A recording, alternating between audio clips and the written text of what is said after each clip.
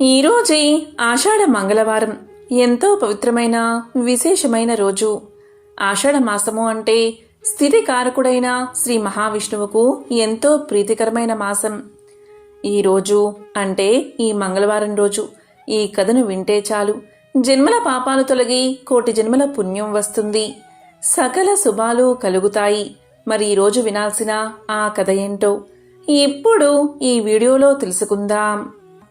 ఒకసారి నారదుడు సావర్ణిని సురభి వృత్తాంతం తెలియచేయమని కోరాడు. మహానుభావ, సురభి అంటే ఎవరు అని అడిగాడు నారదుడు.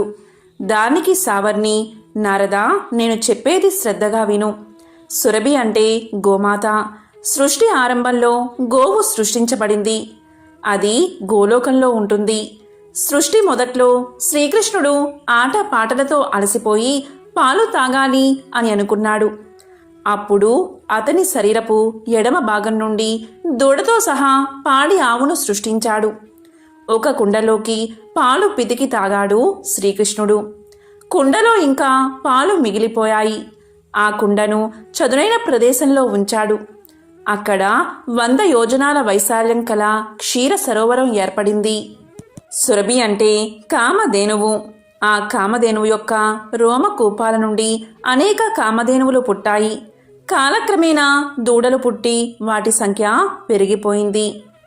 ఒకసారి దేవతలకు పాలు దొరకలేదు. అప్పుడు దేవతలంతా బ్రహ్మ సలహాపై ఇంద్రాది దేవతలంతా కలిసి సురభిని స్తుతించారు. అప్పుడు సురభి దేవతలను అనుగ్రహించింది. అప్పుడు సురభి ఇంద్రాది దేవతల కోరికపై కామధేనువును అనుగ్రహించింది. దీనివల్ల దేవతల యజ్ఞ యాగాదులకు ఆటంకం లేకుండా సాగాయి. గోమాతను సేవిస్తే సర్వ పాపాలు తొలగి పుణ్యలోకాలు పొందుతారు అని సావర్ణి నారదుడికి తెలియచేశాడు. అప్పుడు సావర్ణి ఇంకా ఇలా చెప్పాడు. అదే రాధాదేవి వృత్తాంతం. నారదా, రాధాదేవి వృత్తాంతాన్ని చెబుతాను, శ్రద్ధగా విను అంటూ సావర్ణి ఇలా చెప్పడం మొదలుపెట్టాడు.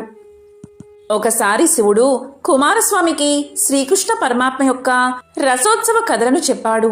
ఆ సమయంలో పార్వతీదేవి అక్కడికి వచ్చి, నాదా, దేవతా స్త్రీలలో ప్రసిద్ధురాలు ఎవరో చెప్పండి అని తన పతి అయిన మహాశివుణ్ణి కోరింది. అప్పుడు శివుడు పార్వతీదేవికి రాధాదేవి చరిత్ర తనకు మాత్రమే తెలుసని, ఇతరులకు తెలియచేయవద్దని, దాన్ని రహస్యంగా ఉంచమని శ్రీకృష్ణ పరమాత్మ ఆదేశించాడని తెలియచేశాడు.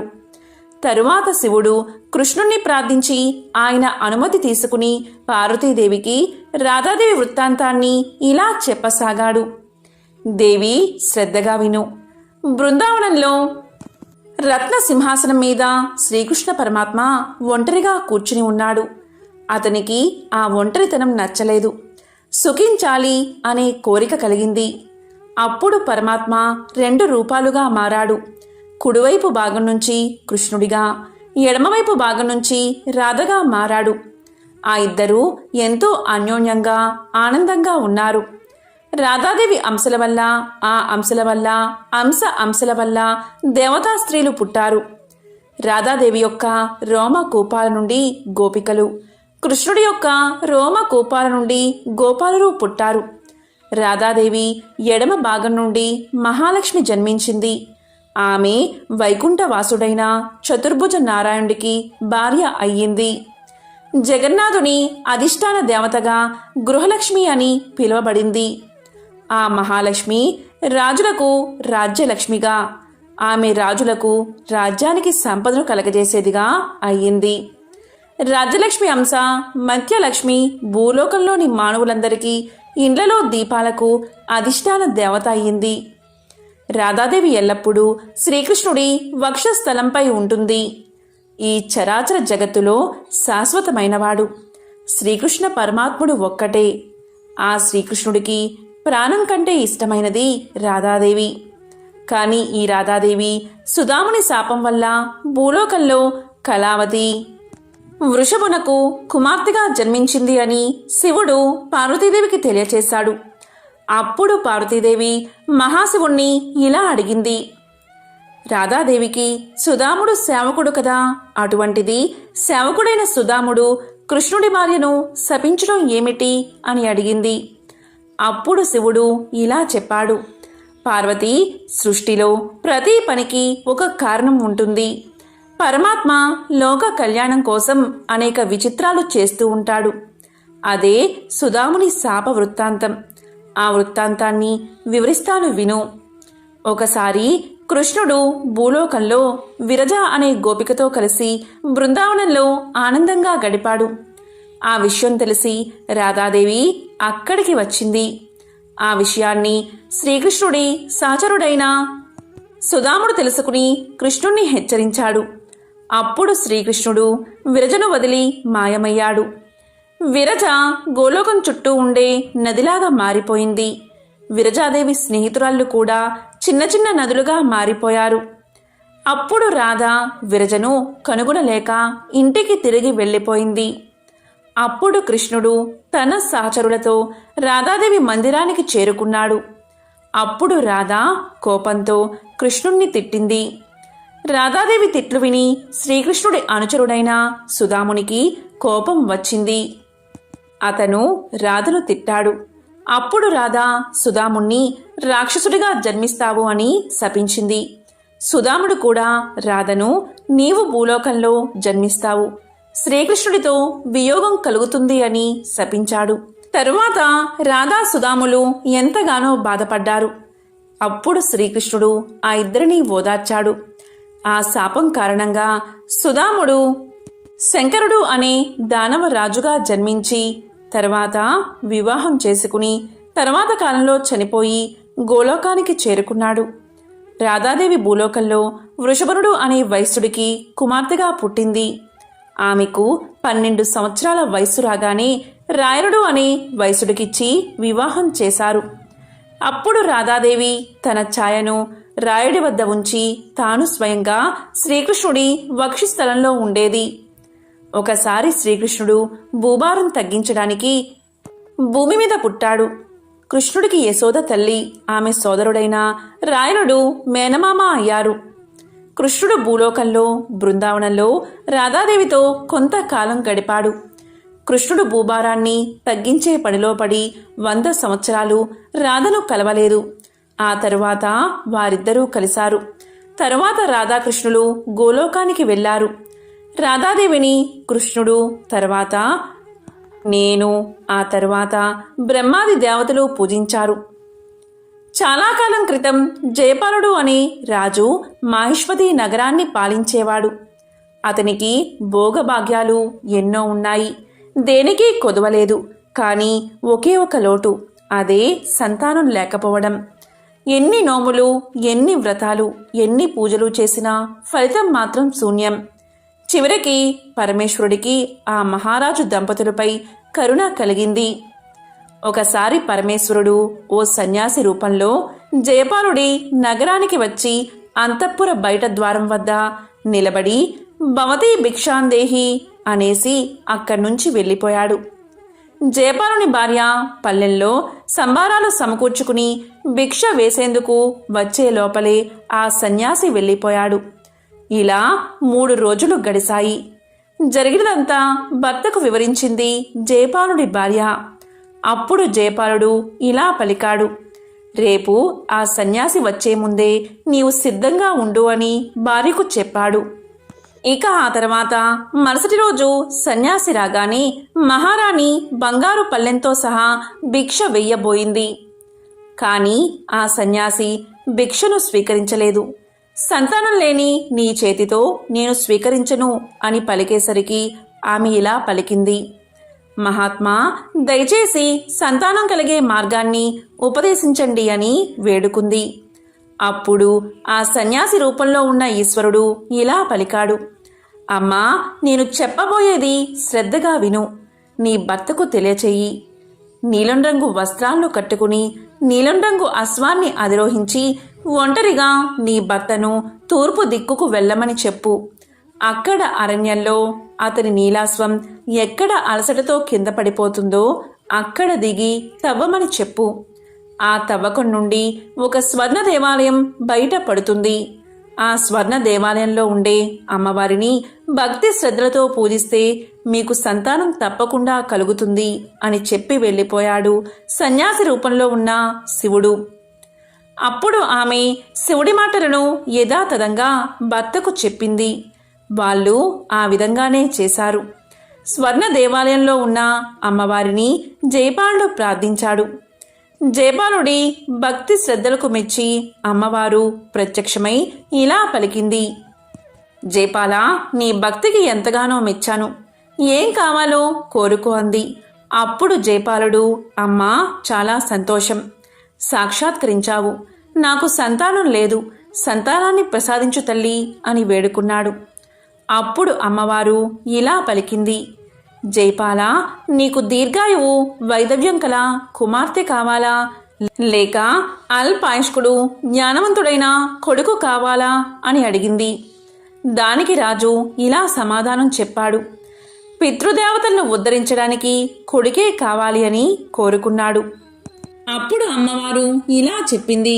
జయపాల, ఇటు చూడు, గణపతి దగ్గర ఉన్న చూతవృక్ష ఫలాన్ని నీ భార్యకు ఇవ్వు అంది. జయపాలుడు అమ్మవారు చెప్పినట్లుగానే ఆ వృక్షానికి ఉన్న పళ్లను కోసేసరికి గణపతికి కోపం వచ్చింది. ఇందుకు ఫలితంగా గణపతి ఇలా అన్నాడు. జయపాల, నీకు జన్మించే కుమారుడు 16వ ఏట సర్పం బారిన పడి మరణిస్తాడు అని శపించాడు. ఈ విధంగా కొన్నాళ్లకు జయపాలుని భార్య ఒక కుమారుణ్ణి కంది. ఆ కుర్రవాడికి యుక్త వయసు వచ్చింది. వివాహం జరిగితే కుమారుడికి ఆయుష్ పెరుగుతుందేమో అని భావించి కుమారుడికి వివాహం చేద్దాం అని భర్తతో పలికింది. కాశీ విశ్వేశ్వరుణ్ణి దర్శించి వచ్చాక కుమారుడికి వివాహం చేద్దామన్నాడు జయపాలుడు. తన కుమారుణ్ణి అతని మేనమామతో కలిపి కాశీకి పంపించారు. త్రోవలో వారిద్దరూ ప్రతిష్టానపురం చేరుకున్నారు. అక్కడ వారిద్దరూ ఒక సత్రంలోకి ప్రవేశించారు. అక్కడ కొంతమంది కన్యలు ఆడుకుంటూ కనిపించారు. అందులో సుశీల అనే ఒక కన్య తన స్నేహితురాలతో ఇలా పలికింది. మా అమ్మ మంగళగౌరి వ్రతాన్ని ఆచరిస్తుంది. మంగళగౌరి వ్రతాన్ని ఎవరైతే చేస్తూ ఉంటారో వారి భర్తలు దీర్ఘాయుషులవుతారు అని పలకగానే తన మేనలుడు అల్పాయుష్కుడు అన్న సంగతి అతని మేనమామకు తెలుసు కాబట్టి వారిద్దరికీ వివాహం చెయ్యాలి అనుకున్నాడు శివుడి మేనమామ. సుశీల మాటలు వినేసరికి శివుడి మేనమామకు ఒక ఉపాయం కలుగుతుంది. సుశీలను శివుడికిచ్చి వివాహం జరిపిస్తే అతనికి తప్పకుండా మంగళగౌరీదేవి అనుగ్రహం లభించి పరిపూర్ణ ఆయుష్యుడు అవుతాడని భావిస్తాడు. అప్పుడు మేనమామ సుశీల తల్లిదండ్రుల వద్దకు చేరుకుని, శివుడు అనే బాలుడు నీ కూతురికి తగిన భర్త అని దేవుని వాక్యంగా వారిని నమ్మిస్తాడు. దాంతో సుశీల శివుడుల వివాహం జరిగిపోతుంది. పెళ్లైన ఆ కొత్త దంపతులు ఆ రోజు రాత్రి బ్రహ్మచర్య వ్రతాన్ని పాటిస్తారు. అప్పుడు రాత్రి కలలో మంగళగౌరీదేవి సుశీలకు కనబడి ఇలా పలుకుతుంది. సుశీల, నీ భర్త అల్పాయుష్కుడు. ఈ రాత్రితో అతని ఆయువు చెల్లింది. ఈ దోషానికి మార్గం చెప్తాను విను అని ఈ విధంగా చెప్పసాగింది. కొద్దిసేపట్లో ఒక కృష్ణ సర్పం నీ భర్తను కరవడానికి వస్తుంది. వెంటనే నీవు నిండా పాలున్న ఒక కుండను దాని ముందు ఉంచు. అప్పుడు ఆ పాము ఆ ఘటంలోకి ప్రవేశించాక వస్త్రంతో ఆ కుండ మూతిని గట్టిగా కట్టి ఉదయాన్నే దాన్ని నీ తల్లికి వాయనమివ్వు. దాంతో నీ భర్తకు ఆ గండం తప్పిపోతుంది అని చెప్పి అమ్మవారు అంతర్ధానమవుతుంది. సుశీల అలాగే చేస్తుంది. శివుడు కాశీయాత్ర పూర్తి చేసుకుని తిరుగు ప్రయాణంలో భార్య సుశీలను తన ఇంటికి తీసుకువెళ్తాడు. అప్పుడు సుశీలను తన ఆయువు ఎలా పెరిగిందో అడుగుతాడు. అప్పుడు సుశీల ఇలా సమాధానం చెప్తుంది. అదంతా మంగళగౌరీదేవి యొక్క వ్రత మహత్యం వల్లనే అని భర్తకు తెలియచేస్తుంది. నారదుడు సావర్ణిని ఇలా అడుగుతాడు. మహర్షి, హవిద్దాన కాలంలో స్వాహాదేవి పితృదాన కర్మలలో, స్వదాదేవి తక్కిన క్రతువులలో దక్షిణాదేవి పేరు వినిపిస్తూ ఉంటుంది కదా. వీరు ప్రకృతి యొక్క కళారూపాలే కదా, వీరి గురించి చెప్పండి అని అడుగుతాడు. అందుకు సావర్ణి ఇలా సమాధానం చెప్తాడు. ప్రకృతి కళా స్వరూపాల గురించి వివరిస్తాను. ముందుగా స్వాహాదేవి వృత్తాంతం. సృష్టి మొదట్లో దేవతలు ఆహారం దొరకక ఎంతో బాధపడ్డారు. యజ్ఞాల్లో లభించే హవిస్సులు దేవతలకు అందడం లేదు. వాటిని రాక్షసులు లాగేసుకుంటున్నారు. దీనివల్ల దేవతలు తిండి లేక ఇబ్బందులు పడ్డారు. అప్పుడు వారంతా బ్రహ్మను శరణు వేడారు. బ్రహ్మ కృష్ణ పరమాత్మ యొక్క సలహా మేర బ్రహ్మదేవిని ప్రార్థించమన్నారు. బ్రహ్మ మహాదేవుణ్ణి ఉపాసించాడు. బ్రహ్మకు దేవి ప్రత్యక్షమై ఏం వరం కావాలో కోరుకోమంది. అప్పుడు బ్రహ్మ ఇలా పలుకుతాడు: తల్లి, నీవు అగ్నికి దాహక శక్తి కావాలి అని. నీవు లేనిదే అగ్ని దేనిని దహించకూడదు. అగ్నిలో హవిస్సు వేసే సమయంలో ప్రతి మంత్రం చివర నీ పేరే ఉండాలి. అప్పుడు ఆ హవిస్సు అగ్నిలో కాలుతుంది. దేవతలు దాన్ని స్వీకరించి తమ ఆకలి తీర్చుకుంటారు. కనుక దేవి, నీవు అగ్నికి ఇల్లాలివై దేవతలను రక్షించు అని అడిగాడు. అప్పుడు ప్రకృతిమాత ఇలా పలికింది: చతుర్ముఖ, నేను కృష్ణుడి కోసం తపస్సు చేస్తున్న సంగతి నీకు తెలిసిందే కదా. ఈ రకంగా అభ్యర్థించడం సరికాదు. ఆయన ఆదేశాలను అనుసరించవలసిన వారమే కదా. నేను కృష్ణుణ్ణి ప్రార్థిస్తాను. ఆయన ఆజ్ఞ ఏదైతే అదే చేస్తాను అని తన తపస్సును కొనసాగించింది. తరువాత కొంతకాలానికి కృష్ణుడు ప్రత్యక్షమయ్యాడు. అతన్ని చూసి ప్రకృతిమాత మోహపరవశంతో మురిసిపోయింది. కృష్ణ పరమాత్మ ఆమెను లేపి, ప్రకృతి, నీవు నాగజిత్తుని కుమార్తెగా పుట్టి నాగజితి అనే పేరుతో నాకు భార్యవు అవుతావు. ఇప్పుడు అగ్నికి దాహిక శక్తివై స్వాహాదేవిగా దేవతలకు మేలు చెయ్యి అని అన్నాడు. బ్రహ్మ ఆదేశంతో అగ్ని వచ్చి ఆ ప్రకృతి దేవతను ధ్యానించాడు. బ్రహ్మ వారిద్దరికీ వివాహం చేశాడు. నారద ఈ విధంగా ప్రకృతి మాత స్వాహాదేవి రూపాన్ని ధరించింది అని తెలియచేశాడు. స్వాహా శబ్దం లేని మంత్రం ఉపయోగం లేనిది. స్వాహా శబ్దంతో కూడిన మంత్రాలతో చేసిన హవిస్సులను అందుకుని దేవతలందరూ ఆనందించారు అని సావర్ణి స్వాహా వృత్తాంతాన్ని వివరించి చెప్పాడు. ఇక స్వదాదేవి వృత్తాంతం. సావర్ణి నారదుడితో ఇలా అంటున్నాడు: నారద, ప్రకృతిదేవి కళాస్వరూపమైన స్వదాదేవి వృత్తాంతాన్ని చెబుతాను విను. బ్రహ్మ సృష్టి చేసినప్పుడు మొదట్లో 7 పితృగణాలను సృష్టించాడు. వారికి తర్పణాలు, శ్రాద్ధాలు ఆహారంగా తీసుకోమన్నారు. పితృదేవతలకు ఆకలి దప్పికలు లేకుండా ఉండడానికి బ్రాహ్మణులను ప్రతిదినం తర్పణాలు ఇవ్వమన్నాడు. వారు అలాగే చేస్తున్నారు. కానీ పితృదేవతలకు ఆహారం సరిగ్గా అందడం లేదు. వారు ఆకలితో అల్లాడుతూ బ్రహ్మ దగ్గరకు వెళ్లి మొరపెట్టుకున్నారు.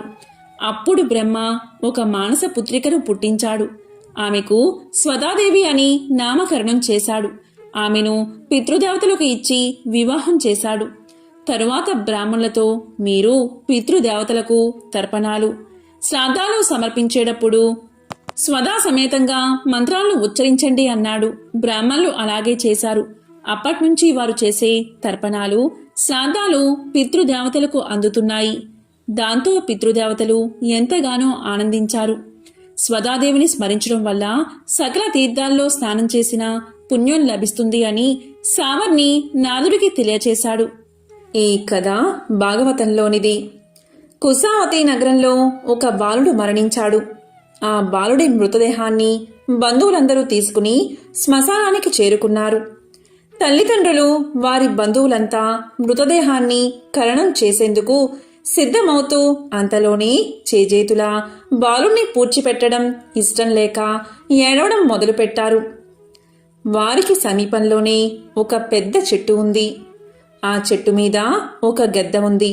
ఆ గెద్ద అక్కడ జరుగుతున్నది మొత్తం గమనించి వారితో ఇలా పలికింది: అయ్యా, మీరు ఎంతగా ఏడ్చినా ప్రయోజనం లేదు. అటువైపు చూడండి, సూర్యాస్తమయం దగ్గర పడుతుంది కదా. చీకటి పడిందంటే పిశాచాలు, రాక్షసులు వస్తారు. అప్పుడు మీ ప్రాణాలకు కూడా హాని సంభవించే అవకాశముంది. అందుకనే చెబుతున్నాను. జనన మరణాలలో వింతగాని కొత్తగాని లేదు. చనిపోయిన వారితో మనము చనిపోలేము కదా. ఏడ్చినంత మాత్రాన పోయినవారు తిరిగి రారు. రుణానుబంధం తీరిపోయింది. చీకటి వేళ మృతదేహాన్ని ఖననం కూడా చెయ్యనవసరం లేదు.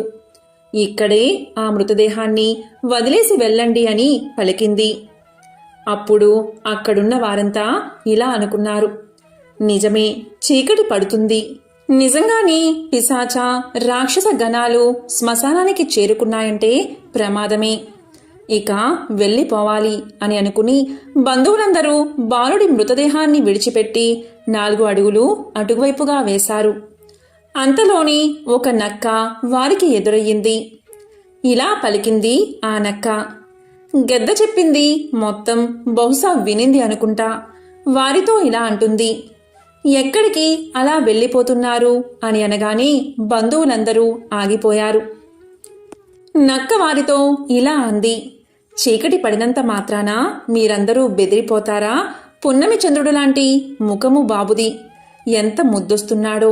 అలాంటి వాడిని వదిలి వెళ్ళిపోవడానికి మీకు కాళ్ళు ఎలా వచ్చాయి అని అనగానే వారికి ఏం మాట్లాడాలో తోచలేదు. ఒకరినొకరు చూసుకుంటూ అలాగే నిలబడిపోయారు. చచ్చిన వారు తిరిగి రారు అని అనుకోవడం పొరపాటు. ఈ ప్రపంచంలో ఏదైనా జరగవచ్చు, ఆశ్చర్యపోవక్కర్లేదు. బాబు కొంతసేపటిలో లెగిసి కూర్చోవచ్చు. చీకటి పడుతుంది, పిశాచాలు రాక్షసులు వచ్చి దాడి చేస్తారు అని భయపడకండి. దట్టంగా ఇక్కడ చెట్లు ఉండడంతో చీకటి పడుతున్నట్లుగా కనిపిస్తుంది. కానీ సూర్యుడు అప్పుడే అస్తమించడు, ఇంకా చాలాసేపు ఉంటాడు. మీరు బాబు దగ్గర ఉండండి, ఏడవండి అని అంది నక్క. అవును, నిజమే, ఏదైనా జరగవచ్చు, బాలుడు లేచి తిరిగి ఆడుకోవచ్చు అని అనుకుని తల్లిదండ్రులతో సహా బంధువులందరూ బాలుడి దగ్గరకు చేరుకున్నారు. మళ్లీ ఏడవడం ప్రారంభించారు. ఏడుస్తున్న వారిని చూసి గెద్ద మళ్లీ ఇలా పలికింది, నక్క మాటలు విని మీరు మోసపోకండి. చనిపోయిన వాళ్ళు బతకడం ఎక్కడైనా చూసారా? యముడికి మనం దొరకనేకూడదు, దొరికిన తర్వాత విడిచిపెడతాడా అని వాపోయింది. బాబు చనిపోయాడు, వాడిని అలాగే ఉంచి మీరు వెళ్ళి బాబుకి ఉత్తమగతులు కలగడానికి దాన ధర్మాలు ఆచరించండి, వెళ్ళండి అని అనగానే నక్క కలగజేసుకుని ఇలా పలుకుతుంది, బాగుంది, చూస్తూ చూస్తూ పిల్లవాడిని వదిలిపెట్టి పోవాలా? అది చాలా తప్పు. ఎలా వెళతారు అని అంటుంది. నక్క మాటలకు గెద్దకు ఎక్కడలేని కోపం వస్తుంది. అప్పుడు నక్క ఇంకా ఇలా పలుకుతుంది, బాబుని చూస్తుంటే జంతువుని నాకే కాళ్ళు ఆడడం లేదు. మనుషులు మీరు ఎలా వెళ్ళిపోతారు? చెప్పుడు మాటలు వినకండి, కొద్దిసేపు వేచి చూడండి. బాబు లేచి అమ్మా అని పిలవవచ్చు. బాబు బతికిన మరుక్షణం వాడిని తీసుకుని వెళ్ళిపోండి. ఇంతసేపు ఉన్నారు కదా, ఇంకొంచెం ఉండలేరా అని అంది నక్క. నక్క మాటలు విన్న గెద్ద ఒక్కసారిగా నవ్వింది. ఇలా పలికింది, నేను పుట్టినప్పటినుంచి చూస్తున్నాను, చనిపోయిన వారు మళ్ళీ పుట్టేందుకు వేరొక గర్భంలోకి ప్రవేశిస్తారే తప్ప మళ్ళీ ఈ దేహాన్ని ఎందుకు కోరుకుంటారు? అది నక్క, దానికి మంచి చెడులు అనేవే తెలియవు. మీరు మనుషులు, మీకు తెలియకపోవడం ఏమిటి అని పలికింది గెద్ద. దాని మాటలు వారికి నిజమనిపించాయి. పిల్లవాడిని వదిలి వెళ్ళిపోవాలి అనుకున్నారు. వారందరూ పదండి అంటే పదండి అనుకున్నారు. వెనక్కి తిరిగి చూడకుండా ముందుకు నడిచారు. అంతలోనే వారిని అడ్డుకుని నక్క ఇలా పలుకుతుంది, చెబితే వినిపించుకోరేమయ్యా, తొందర దేనికి? చనిపోయిన ఒకానొక బ్రాహ్మణ కుమారుణ్ణి రాఘవుడు బతికించలేదా? అయిపోయింది, ప్రాణాలు పోయాయి అనుకున్న శృంగేటి కుమారుణ్ణి నారదముని బతికించలేదా? అలాగే మీ బాధను చూసి ఏ దేవత కరుణించడా? కరుణించి ఆ బాలుణ్ణి బతికించడా? కంగారెందుకు, కూర్చోండి అని పలికింది. అవునవును, ఏ దేవతో వచ్చి ఎందుకు కరుణించకూడదు? పిల్లాడు బతికితే అంతకంటే ఇంకేం కావాలి అని వాళ్ళంతా అనుకుని పరుగు పరుగున పిల్లాడి మృతదేహం దగ్గరకు చేరుకున్నారు. మళ్ళీ బంధువర్గము ఏడవడం మొదలుపెట్టారు. ఇంతలో సూర్యుడు అస్తమించాడు. గద్దకి నక్కకి ఒక్కసారిగా ఆకలి చుట్టుముట్టడంతో బాలుడి మృతదేహాన్ని భక్షించేందుకు రెండూ పోటీపడి బంధువులతో రకరకాలుగా మాట్లాడి బాలుణ్ణి తినాలని చూశాయి. చీకటి వేళ గెద్ద శ్మశానంలో తిరగలేదు. అందుకే బాలుణ్ణి వదిలి వెళ్ళిపోమ్మని కబుర్లు చెప్పింది. పగటివేళ పీకుకు తిందాము అని గెద్ద ఆశ. చీకట్లో బాలుణ్ణి తినడం సుఖం. వంతులకు వాటాలకు గెద్దలాంటి పక్షులు రావు. అందుకని బంధువర్గాన్ని బాలుణ్ణి విడిచి వెళ్ళవద్దని నక్క చెప్పింది. ఇద్దరి ఆంతర్యాలను అర్థం చేసుకున్నాడు ఆ మహాశివుడు. అక్కడే అదృశ్యంగా తిరుగుతున్న ఆ మహాశివుడు అక్కడ జరుగుతున్న దృశ్యాన్ని చూసి పడిపడి నవ్వుకున్నాడు. తరువాత ఏడుస్తున్న బంధువర్గం ముందు ప్రత్యక్షమయ్యాడు. ఆ శివుడు కళ్ళ ఎదుట కోరిన వరాలిచ్చే కొండంత దేవుడు నిలబడేసరికి ఇది కళ నిజమా అనిపించింది అక్కడున్న బంధువులకు. కల కాదు, నిజమే అని కాసేపటికి తెలుసుకుని చేతులెత్తి అందరూ నమస్కారం చేశారు. అప్పుడు శివుడు, మీకు ఏం వరం కావాలో కోరుకోండి అని నవ్వుతూ అన్నాడు. అప్పుడు అక్కడ ఉన్న వారంతా ముక్త కంఠంతో, ఈ బాబుని బతికించు స్వామి అని వేడుకున్నారు. దానికి శివుడు కరుణించాడు. ఇంతలో బాబు బతికాడు. నిద్ర నుంచి మేల్కొన్నట్లుగా కళ్ళు నలుపుకుంటూ లేచి కూర్చున్నాడు. ఇక మీదట ఈ బాలుడు నిండు నూరేళ్లు జీవిస్తాడు అని దీవించాడు. ఇక గెద్దకు నక్కకు కన్నీళ్లే మిగిలాయి. నోటి వెంట మాట రాలేదు. సన్నగా నవ్వుతూ చూశాడు మహాశివుడు. అంతే, వాటి ఆకలి తీరిపోయింది. దప్పిక కూడా లేకుండా పోయింది. ఇప్పుడే కాదు, జీవించి ఉన్నంతకాలం వాటికి ఆకలి దప్పికలు లేకుండా చేసి శివుడు అదృశ్యం అయ్యాడు. అమ్మా, నాన్న, అత్త, మామ అని పిలుస్తున్న బాలుడు భుజాల మీదకు ఎత్తుకుని బంధువర్గం ఇంటిదారి పట్టింది. ఇక గద్ద, నక్క తమకు జీవితాంతం ఆకలి దప్పికలు ఉండవని తెలుసుకుని ఎంతగానో ఆనందించాయి. తర్వాతి కాలంలో ఆయా జాతులకు అవి రాజులయ్యాయి. రాజన్నవాడు ఆతులను చూస్తూ ఆనందించకూడదు, వెంటనే వారిని ఆదుకోవాలి. అలాగే కపటి యొక్క కంఠాన్ని గుర్తించగలగాలి. వారి మాటల్లోని లోతులను గ్రహించగలగాలి. గ్రహించి వారికి తగినట్లుగా ప్రవర్తించాలి అని భీష్ముడు ధర్మరాజుకు తెలియచేశాడు. అప్పుడు భీష్ముడు ఇంకా ఇలా చెప్పాడు. ధర్మరాజా, శ్రద్ధగా విను. బలహీనుడు అన్నవాడు బలశాలితో పోరాడకూడదు. పోరాడితే ఓటమి తప్పదు. ఓటమితో పాటు ఐశ్వర్యాన్నంతా పోగొట్టుకోవాల్సి ఉంటుంది. దీనికి సంబంధించిన ఒక పురాణ కథ ఉంది. దానిని శ్రద్ధగా విను అని భీష్ముడు పలకగానే ధర్మరాజు, పితామహ చెప్పండి అని శ్రద్ధగా వింటున్నాడు. ఒక మంచుకొండ మీద ఒక బూరుగ చెట్టు ఉంది. దానికి ఎన్నెన్నో కొమ్మలు, రెమ్మలతో ఆ చెట్టు మహావృక్షమైపోయింది. ఒకసారి నారదుడు ఆకాశంలో ప్రయాణిస్తూ కిందకు చూశాడు. కొండదటిని ఆక్రమించి ఉన్న బూరుగ చెట్టు నారదుడికి కనిపించింది. దాన్ని చూసి నారదుడు ఆశ్చర్యపోయాడు. కిందకు దిగి ఆ చెట్టును సమీపించాడు. ఇలా అనుకున్నాడు నారదుడు, అబ్బా, ఎంత పెద్ద చెట్టు, ఎంత వైశాల్యం! ఇలాంటి చెట్టును నేను ముల్లోకాల్లోనూ ఎప్పుడూ చూడలేదు. పైగా దీన్ని ఆశ్రయించి ఎన్నో జంతువులు, పక్షులు బతుకుతున్నాయి అన్నాడు నారదుడు. అందుకు గర్వంగా చెట్టు కొమ్మలు ఊపింది. ఆ చెట్టుని నారదుడు ఇలా అన్నాడు, నువ్వేమీ అనుకోనంటే నేనొక ప్రశ్న అడుగుతాను, సమాధానం చెప్తావా అన్నాడు నారదుడు. వెంటనే చెట్టు, స్వామి అడగండి, నేనేమీ అనుకోను అని సమాధానం చెప్పింది. మహర్షి వెంటనే ఇలా అన్నారు, మరేమీ లేదు. వాయుదేవుడికి నీకు స్నేహం ఏమైనా ఉందా?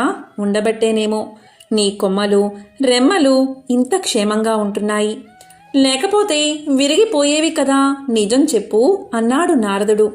దానికి బూరుగ చెట్టు, స్నేహమా? ఏమీ లేదు మా ఇద్దరి మధ్య. కాకపోతే నీకు తెలియంది ఏముంది? నా శక్తిలో 18వ వంతు కూడా వాయుదేవుడు పోటీ పడలేడు. నిజం చెప్పాలంటే వాయుదేవుణ్ణి చూస్తే ఒక్కొక్కసారి నవ్వొస్తుంది అని పలిగింది బూరుగ చెట్టు. నారదా, వాయుదేవుడు నన్నేదో చేద్దామని అప్పుడప్పుడు నానా పాటలు పడతాడు. ఆకు కూడా రాచలేడు, అందుకే నవ్వుకుంటున్నాను అని పలికింది. ఆ చెట్టు కొమ్మల్ని చాచి ఆకాశంలోకి ఒక్కసారిగా పోనిచ్చింది.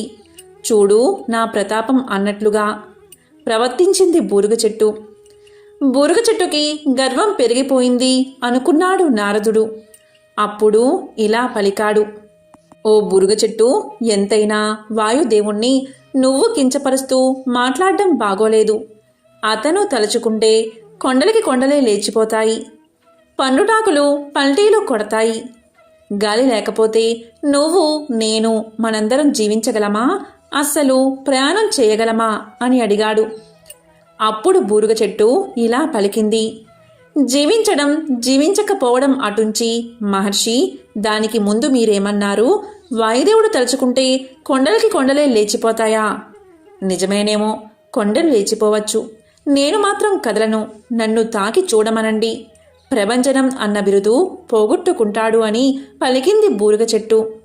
పెద్ద గొంతుతో అరిచినట్లుగా మాట్లాడింది. అప్పుడు నారదుడు ఇలా పలికాడు: కొంచెం గొంతు తగ్గించవయ్యా, వాయుదేవుడు విన్నాడంటే లేనిపోని గొడవ వస్తుంది.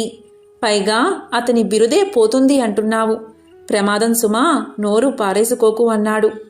వస్తాను అంటూ అక్కడి నుండి బయలుదేరి తిన్నగా వాయుదేవుడి దగ్గరకు చేరుకుని తనకు బూరుగ చెట్టుకు జరిగిన సంభాషణంతా తెలియచేశాడు. అలా చెప్పడమే ఆలస్యం.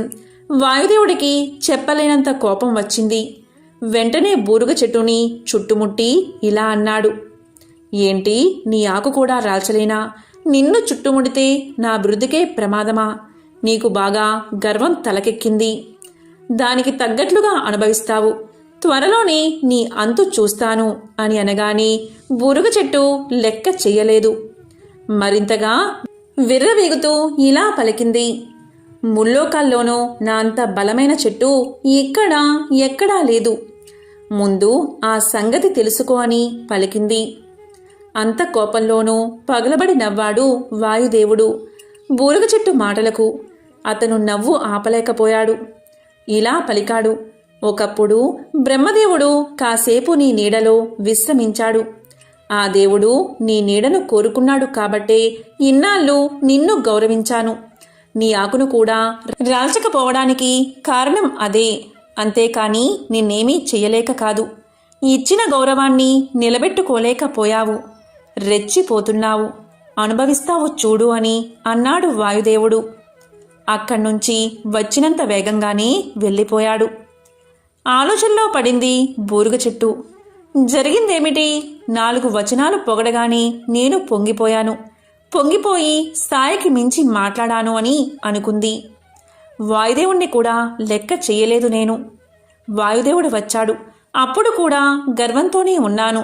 అతను తప్పు అన్నాడు. త్వరలోనే అంతు చూస్తాను అని కూడా అన్నాడు. అప్పుడైనా లొంగి ఉన్నానా? లేదు. మరింత రెచ్చిపోయి మాట్లాడి మనుగడకే ప్రమాదం తెచ్చుకున్నాను. నా బలమెక్కడా? వాయుదేవుని బలమెక్కడా? వాయుదేవుడి బలం ముందు నేను నిలబడగలనా అని అనుకుంది. వాయుదేవుడు ఒక్కసారి తలుచుకుంటే కూకటి వేళ్లతో నన్ను పెకిలించి వేస్తాడు. ఇప్పుడేది దారి, ఏం చేస్తే బాగుంటుంది అని కొమ్మలు వంచి దిగాలుగా నిలబడింది.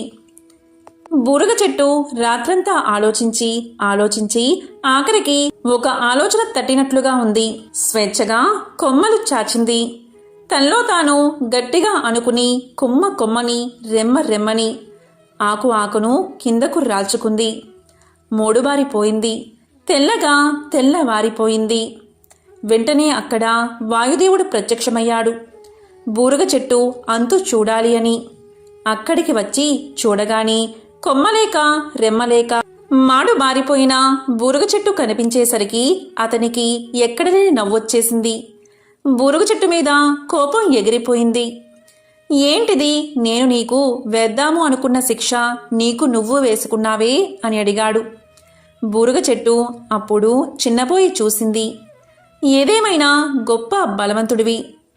నాతోనే తలపడ్డానికి సిద్ధమయ్యావు. అందుకు నిన్ను అభినందిస్తున్నాను. నీకు ఒక వరాన్ని కూడా ఇస్తున్నాను. ఇక మీదట నీకు కానీ నీ బంధువులకు కానీ హాని చెయ్యను. ఆ ఆలోచన కూడా తలపెట్టను. నిశ్చింతగా ఉండు అని పలికాడు వాయుదేవుడు.